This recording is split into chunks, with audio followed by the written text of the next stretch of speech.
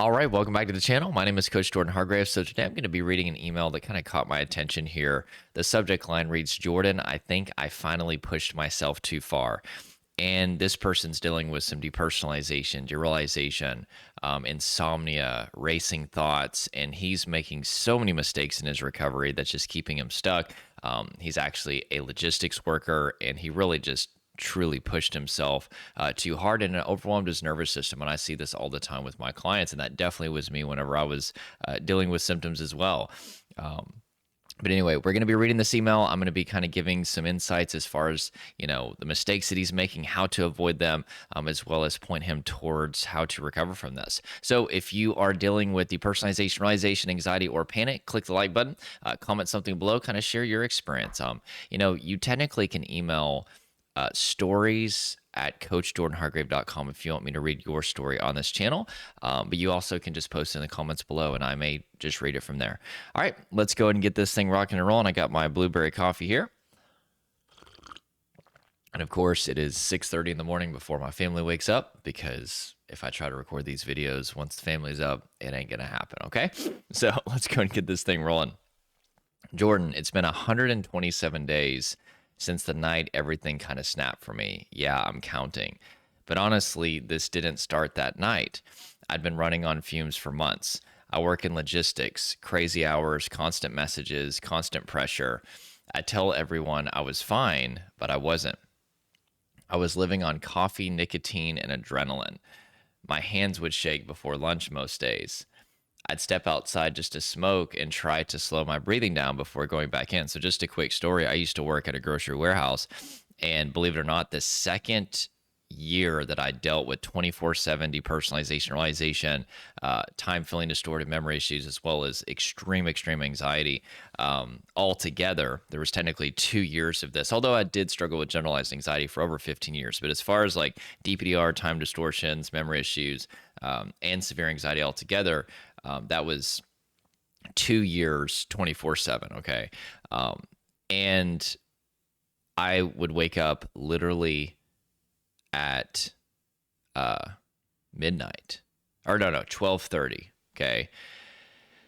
Because I wanted to get there early so I could get more hours, because they'd always send us home early.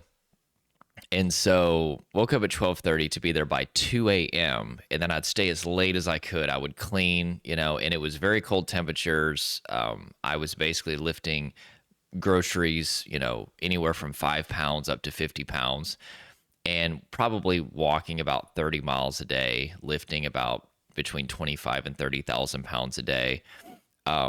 Also, the management did not care about our safety. There was pallet jacks, there were stock pickers, there were forklifts. Just, everybody was exhausted, and people were hurt too. And everybody was afraid to report their injuries because they passive aggressively made you afraid to do that. So people were, sleep deprived, hurt, and they basically set our numbers so high that you couldn't safely do your job to perform that. And I'm not going to tell you the name of the company, but yeah, it wasn't good.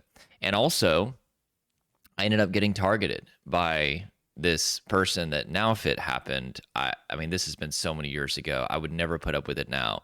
But I used to be a people pleaser. I didn't have the boundaries that I have now, the confidence that I have now. And I never tolerate bullying now. Okay. Like it just doesn't happen. Okay. But at that time I did. And this guy who's known for targeting people at this job literally targeted me. And he started to park his forklift where I couldn't pull my pallet jack to do my job, and would give me, just evil looks, and would cuss me out. And he basically threatened me. He threatened that if I told management that he was gonna, I don't think I can say this on YouTube, but like KIL, you know what I'm saying? Me. And I reported this to management finally, because I just got tired of it. And they basically threatened my job. And then that was just insane. And my dad actually worked there, and he contacted the plant manager about this. And let's just say that they apologized, and they completely changed their whole tune. And Everything got a lot better. But nonetheless, during this season, I also was going through severe narcissistic abuse at the time from multiple people. Um, and if you don't know anything about narcissistic abuse, I'm happy that you don't. Okay, as far as like if you haven't been through it, but I basically wasn't eating right. I wasn't hydrating. Wasn't getting good sleep. There would be some nights. I kid you not. My Have you ever been so exhausted, like so tired that you can't sleep? I don't know. It sounds kind of paradoxical, but I was so exhausted that I literally couldn't sleep a lot of nights. And there were some nights I got no sleep. There were some nights that I got like 30 minutes, 45 minutes. And so I was in a nervous system war zone pretty much all the time, was just driving my body into the ground. And I remember I needed to drink caffeine as soon as I got to work, or coffee. And as soon as I would start drinking that coffee, bam, I'd start to feel out of body. Everything would feel fake and dreamlike. Time started to be really off. I remember I'd look at my watch, and sometimes it felt like the whole day happened in a minute. And then other times it felt like a minute took an entire day. Like my perception of time was really, really, really distorted. And so I remember I was so overwhelmed by these symptoms, especially depersonalization, realization, that even though it ruined my numbers at work, I literally would sit in the bathroom and just cry, and make sure nobody was watching. But I was just so overwhelmed by all this. And now looking back, one of the factors, okay, I always tell, people recovery is like peeling an onion. There's a lot of layers to this, but one of the reasons why I ended up having an overwhelmed nervous system in that season was because I was pushing myself way too hard and I wasn't listening to my body. Okay. And it happens all the time with my clients. Okay. You're not a machine. You don't have unlimited energy. And eventually your nervous system is going to break. Okay. In the sense of you're going to hit that overwhelm point. And that's whenever depersonalization realization happens, is the moment of overwhelm. Okay. And you can get away with it for a while. And that's why people think, okay, I'll just down a Monster Energy or a Red Bull or, a coffee or whatever. But it is having an impact on you, and it's not sustainable in the long term, and it's only going to work until it doesn't work anymore and your body is now too exhausted. Okay, the more exhausted that your body becomes, the closer you are to hitting a point of overwhelm, which is called a trauma response. It's also called the freeze response, and that's what triggers depersonalization realization, which are trauma coping mechanisms. Basically your brain is shutting down technically the mohawk of self-awareness. It's a series of brain structures that are responsible for you feeling connected to your body, yourself, as well as your environment. Basically preparation to be eaten by the lion. If you're going to be eaten, you might as well not feel it. It's kind of like, nature's last gift, you could say. But anyway, we have to basically make sure that your body is not exhausted. That's part of how I help people heal and how I healed. So anyway, with that being said, I just want to tell that little story. I probably haven't shared some of those details on my channel in a while. So I'd sleep maybe 3 hours a night, if that. I'd lie in bed scrolling work emails or videos, cigarette in hand, window cracked. My body would be dead tired, but my brain wouldn't shut up. Every morning I wake up really anxious, like I was halfway through a panic attack before the day even started. Yeah, that's another thing, is I literally would wake up and I already was feeling a sense of panic. And this is my clients all the time. It's like you kind of just walk around at like an 8 out of 10, basically, as far as 10 being, extreme, anxiety or panic or overwhelm. So people would say stuff like, man, you need to chill, and I'd laugh it off. But the truth was, I didn't know how to chill anymore. Slowing down scared me. It felt like if I stopped, something bad would catch up to me. Then came that night. I got home late, didn't eat, just grabbed a smoke and sat on the porch scrolling on my phone. I mean, nutrition is so important, okay? I did not understand the importance of nutrition until about 3 years ago. I started to have something called reactive hypoglycemia, and I would just kind of eat fast food. And, sometimes I'd have a season where I'd eat healthy, but then I'd just go back to fast food. And I won't talk about it too much, but basically, if you eat too many carbohydrates, especially processed carbohydrates, your blood sugars will spike really high and then they'll start to drop rapidly. And because there's such a rapid decline in your blood sugars, your body will produce an adrenaline response to stabilize your blood sugars. And all of a sudden, I just started to get this massive energy. I felt like I could run for 20 miles, and it led to all kinds of problems. But anyway, I fixed it with the paleo diet. It took about 10 months to fully reverse everything. But nutrition is really important because you might be dealing with reactive hypoglycemia that could be causing an adrenaline spike and really messing up your nervous system. Or maybe you're eating the right thing, but you're just not eating frequently enough. And if you don't eat frequently enough, even if you're eating the right thing, your blood sugars can drop too and trigger an adrenaline response. So this is something that I go over with my clients now. Okay, I didn't understand it. I would always tell people for years, since I've been doing this 8 years, yeah, you need to eat healthy. But now I realize like food is mood. You need to not only eat healthy, but make sure that you're eating frequently enough as well. But yeah, so if you're smoking a cigarette, you got 3 hours of sleep, and you didn't eat, I can already tell you where this is probably going. My body would be dead tired, but my brain wouldn't shut up. Oh, sorry, that was the part before this. When I stood up, it hit. Out of nowhere, my heart exploded in my chest. My arms went numb, my vision warped. It felt like electricity running through me, like I was about to pass out. I ran to the bathroom, gripping the counter, staring at myself in the mirror. My face didn't even look like mine. Everything looked too bright, too sharp. My voice sounded robotic. I remember thinking, this is it. You finally broke your body. You're dying. Yeah, I mean, if you follow my videos, you hear me talk about this all the time. I mean, I looked in the mirror and I literally saw a stranger. Like, it was me, but it was a different version of me. And I always tell people, like, I'll never forget my mustache, which it already looks really crazy. I mean, I got Joe Dirt DNA. Like, it don't really grow in right here and right here. If you've seen the movie Joe Dirt, you thought that was funny. Actually, you probably didn't. But I've got a lot of corny jokes at this point, being a 36-year-old dad. But anyway, but my mustache looked off, and it's really impossible to explain. But I have a brother. I have two brothers, actually, but I have a brother who kind of looks like me. A lot of people think that we're twins.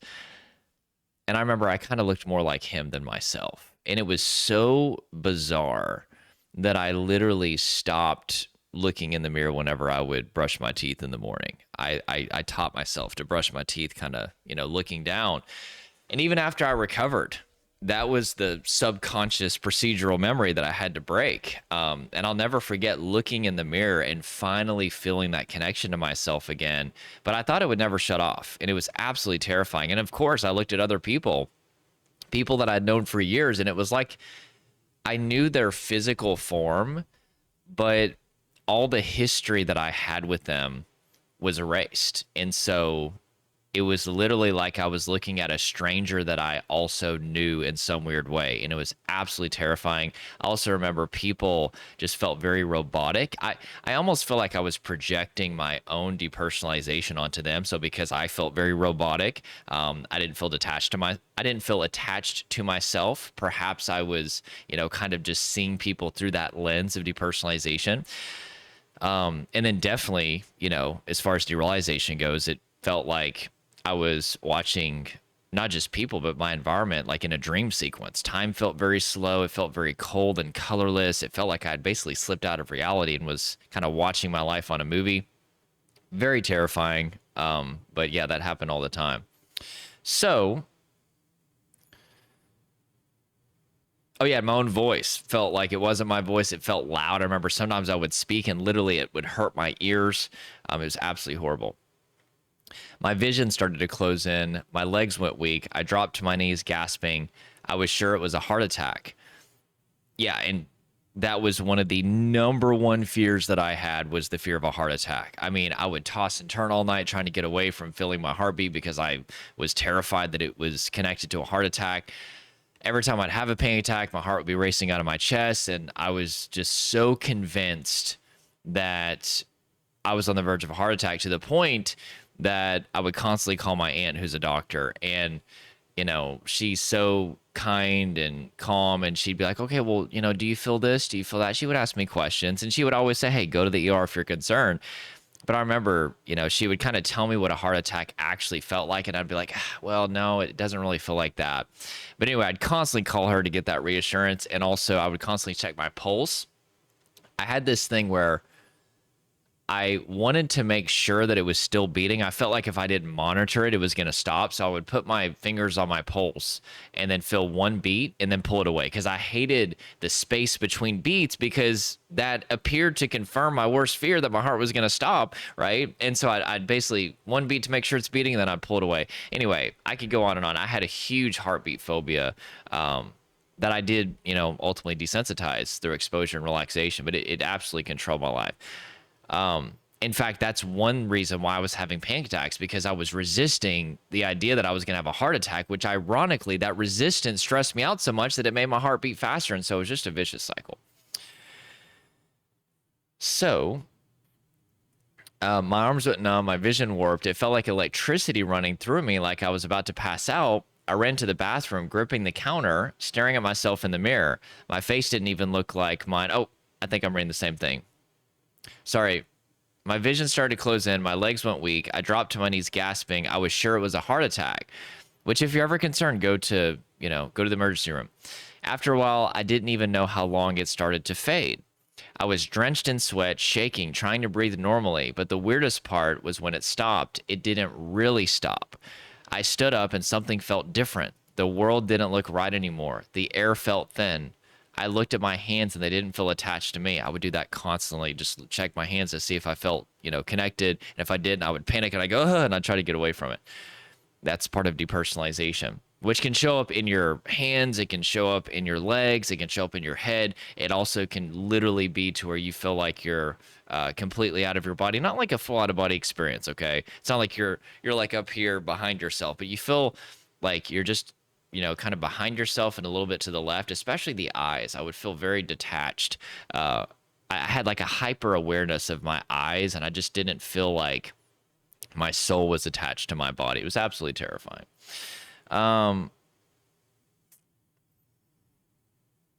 It's hard to explain. Like, I was watching myself through a camera feed that lagged by a second. Ooh, that's interesting. I've never heard that. It's hard to explain. Like, I was watching myself through a camera feed that lagged by a second. I told myself I just needed to sleep. So I laid down, heart still pounding, but even the dark felt off, too quiet, like the room wasn't mine. Yeah. And after I had a really bad marijuana experience back in 2008, this is what caused the first year of 24/7 symptoms. I remember that night I just kept going to sleep, and I'd wake up and I'd still feel all the weird symptoms, and I'd go back to sleep. And then I'd wake up, it'd be like 3, 4 in the morning, and then I'd still feel some symptoms. I'd go back to sleep, and finally I woke up and the symptoms were gone. And then I had to, explain to my friends why I freaked out. It was absolutely embarrassing, and I actually lost my best friend over that bad marijuana experience. But then I went back to my mom's house, and not long after that, all of a sudden, all the symptoms hit back again. And that's because I wasn't dealing with the buildup in the body. And before we continue, if you want to know the 5 shifts to get rid of these symptoms once and for all, I've created a free masterclass for you. It's called the 5 shifts to eliminate depersonalization, realization, anxiety, and panic. There's a link in the first pinned comment as well as the description. Watch that, okay? Yes, there's an invitation to work with me and my team at the end, which will definitely help you a lot. But this will help you regardless of whether you choose to apply to work with me and my team, okay? I wanted to make sure that it actually helped people and is a really good resource for you, okay? So anyway, with that being said, the next morning, I went to the ER. My brother drove me because I couldn't stop shaking. They ran the test, heart rate, blood work, all normal. I hear this from my clients all the time. In fact, we ask that people see a doctor before they apply to work with us, just because we want to make sure that there's nothing medical, neurological going on, okay? Let's say that there's a good chance that there's not, but it's better to rule that out for sure. So they ran the test, heart rate, blood work, all normal. The doctor said you probably had a panic attack. And that's actually good, okay, if the doctors are saying that. What I ask people is, okay, so you went to a doctor, what did they say? Did they say something like, yeah, we can't find anything, it's just anxiety? That's their way of saying, hey, we don't see anything, medical going on. Like, we don't see anything neurological. And that's good news for you. Okay. I'm not saying that the doctors can't miss things. No doctor is infallible in that regard, but most of the time, like what I've seen, like most of the time, if a doctor has said that, usually there doesn't end up being anything medical or neurological going on. Okay, if you want to get a second opinion from a different doctor or something, or see a neurologist, of course, always pursue what your doctor and what you think is best. But anyway, and that's because there isn't anything medical going on for most people. Okay, you've had a very painful history. Look at this person's history, especially if this goes on for, several months or years where you're just driving your body into the ground. It's going to catch up with you. Okay. And this is part of complex trauma. So, trauma, let's see it like this cup that kind of looks like the Lord of the Rings cup. Is what, by the way, my wife got this for us, and it's really cool. They come in pints. I'm getting one. You know what I'm talking about? They're taking the hobbits to Isengard. God. Lord of the Rings fans, you know what I'm talking about. Okay, nobody. Anyway, but let's say that the top of this represents overwhelm in the nervous system. Okay, and this represents your body. A major trauma is like a lightning strike. Okay, let's even say you had a relatively calm history, but there's something that happens, a single situation that you go from 0 to 11, basically. And that does happen. I do have clients sometimes that's the case. But most of the clients that I work with, okay, they've had a pretty stressful and painful history, disproportionately more than the average person. And what's happened is, not always going back to childhood, but for a long time at least, they've had stress that's been building up. Maybe they were in a very stressful environment. Maybe it's a situation like this where they're just really pushing themselves too much, and it all builds up. And yeah, there's a tipping point. There is some sort of escalating event usually that will kind of put them to that overwhelm point. But if you're already walking around at an 8 or a 9, it doesn't take much to get you to a 10. And sometimes people just never go through anything that is significant for them to connect to such severe symptoms. So they start to be afraid, like, I didn't go through a car accident. I didn't lose a loved one. I didn't go off to work. So why am I experiencing these symptoms 24/7 for years whenever I never went through any of that? And that's because it may have not even been one particular thing. It could have been a series of stressors, or being in a very stressful environment, or just a stressful lifestyle that built up over time. In fact, I just started working with a client. She's been suffering with DPDR and anxiety for literally 30 years. And one of the key reasons is because she didn't get the help that she needed. She went to a therapist, and seems like it was a very well-meaning therapist, but they had a 20th century understanding of trauma that caused her to look for an event. And for how long was it? It was definitely years. I want to say 6 years. She'd show up every single week, and they'd be like, okay, just keep thinking, is there any event? Because once we can find that event or that memory, right, then we can deal with your depersonalization realization. And they never found it. And now looking back after we did, onboarding, she was in a very, very stressful environment for a long time leading up to her symptoms. It was never one particular situation. Okay. And so anyway, now she's starting to see results, and it's amazing. But yeah, it happens all the time. And so anyway, with that being said, let's go and get back to the email. The doctor said you probably had a panic attack. I remember sitting there under those fluorescent lights thinking, no, that's not it. Something's broken. Yeah, that's the thing, is like, until you get your body out of this state, doctors or therapists or forums or YouTube videos can tell you all day that you're fine.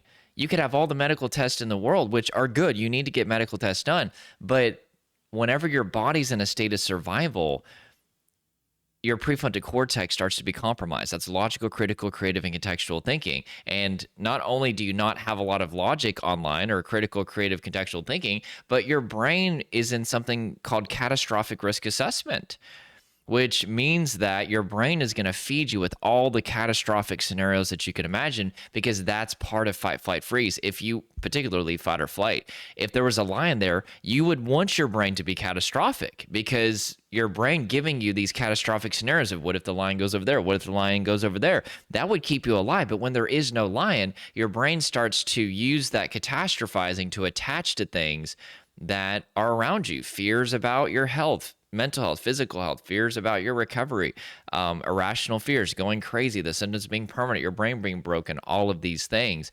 And your catastrophic brain is always going to say, maybe the doctor missed something and I'm the exception, things like that. So that's why we have to get your body into a much better state, get rid of all of this tension, adrenaline, and emotion, and fatigue, which will help calm your prefrontal cortex so you can actually start to see the situation logically.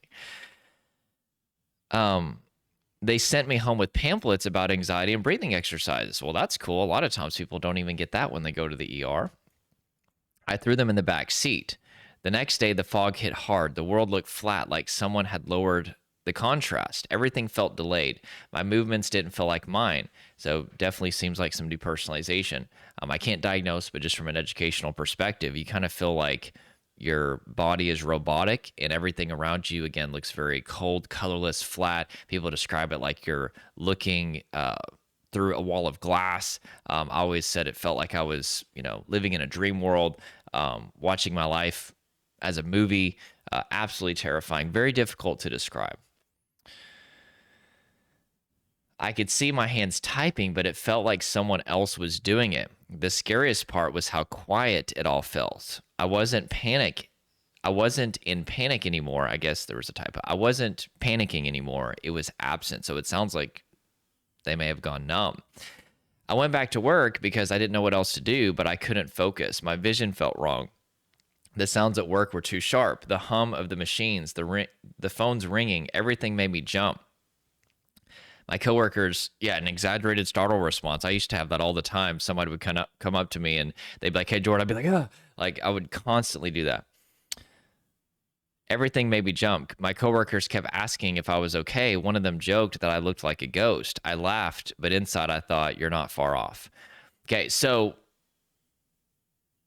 I've actually got to get my kids ready for school, so I'm gonna have to do a part 2 on this. So let me just give a quick snapshot into what needs to be done. So first of all, again, watch the 5 shifts masterclass. It's going to show you the 5 shifts that you need to make to get out of this, whether it's this person who sent me this email or whether it's anybody watching this. But secondly, particular to this situation, I can already tell you, you have to start listening to your body. Okay. The lifestyle that you're living is it's one of the layers that is causing your nervous system to be stuck in this, okay? Sleep, nutrition, hydration, not working so much. I understand you got to provide for your family. I don't know if you have a family, but you got to provide for yourself, got to provide for your family. But it's one thing to put in 40 hours. It's another thing to put in 50, 60, 70 plus. And you have to basically set up some energy boundaries in your life to make sure that you're not pushing your body beyond its limits, okay? That's whenever you're going to see the nicotine come in. That's whenever you're going to see the need for caffeine come in. That's whenever you're going to see alcohol come in, drugs, binge eating, all these things, constantly checking out on your phone, doom scrolling. These are ways that you're trying to get back to balance because you're overwhelmed and you're not self-regulating. And that's the next thing, is you need to start to self-regulate. You need to start to release the tension, start to relax your body. There might be some emotions that have built up. We need to face those emotions.